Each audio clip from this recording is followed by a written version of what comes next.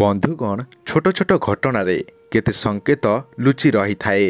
ଏହି ସଂକେତକୁ ଯଦି ବୁଝି ନିଆଯାଏ ତ ଆମେ ଜାଣିପାରିବା ଯେ ଭବିଷ୍ୟତରେ ଆସିବାକୁ ଥିବା ସମୟ କେମିତି ରହିବ ଏବଂ ସମସ୍ୟାରୁ ମଧ୍ୟ ବଞ୍ଚିପାରିବା। ଜ୍ୟୋତିଷଶାସ୍ତ୍ର ଅନୁସାରେ ଯେବେ ବି ଦରିଦ୍ରତା ବଢ଼ିବାରେ ସମ୍ଭାବନା ହୋଇଥାଏ ତ ଘରେ ଛୋଟ ଛୋଟ ଘଟଣା ଇସାରା କରିଥାଏ। ତେବେ ଆଜି ଆମେ ଆପଣଙ୍କୁ କହିବୁ କି ଗରିବ ଆସିବାର କ'ଣ କ'ଣ ସଂକେତ ମିଳିଥାଏ। ସେଥିପାଇଁ ଆପଣମାନେ ଏହି ଭିଡ଼ିଓକୁ ନିଶ୍ଚୟ ଶେଷ ପର୍ଯ୍ୟନ୍ତ ଦେଖନ୍ତୁ। ତାରି ପୂର୍ବରୁ ଏହି ଭିଡ଼ିଓକୁ ଗୋଟେ ଲାଇକ୍ କରନ୍ତୁ। ତା ସହିତ ଆମ ଚ୍ୟାନେଲକୁ ସବସ୍କ୍ରାଇବ୍ କରିବା ସହ ବେଲ୍ ଆଇକନ୍କୁ ମଧ୍ୟ ପ୍ରେସ୍ କରନ୍ତୁ, ଯାହାଦ୍ୱାରା ଆଗାମୀ ସମୟରେ ଯେତେ ମଧ୍ୟ ଭିଡ଼ିଓ ଅପଲୋଡ଼ କରିବୁ ଆପଣମାନଙ୍କୁ ସର୍ବପ୍ରଥମେ ପହଞ୍ଚି ପାରିବ।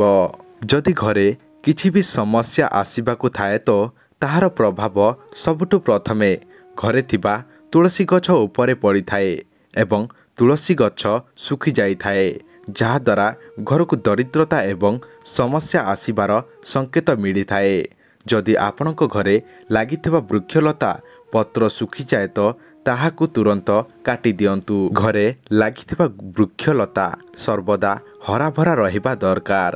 ଘରେ ବୃକ୍ଷଲତା ପତ୍ର ନ ଶୁଖିବା ଉଚିତ। ଏହାଦ୍ୱାରା ବୁଧ ଗ୍ରହ ଖରାପ ହୋଇଥାଏ।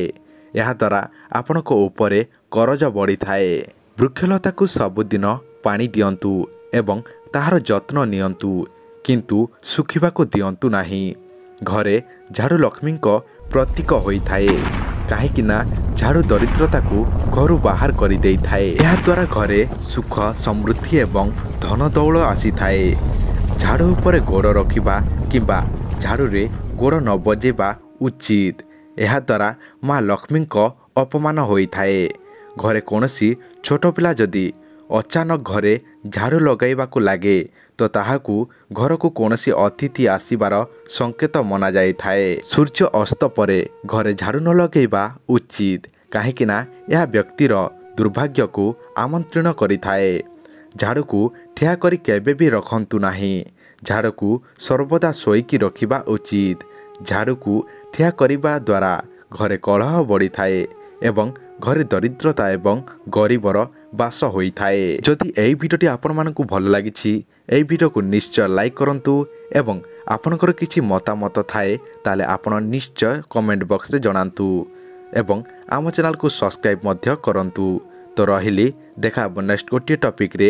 ନମସ୍କାର।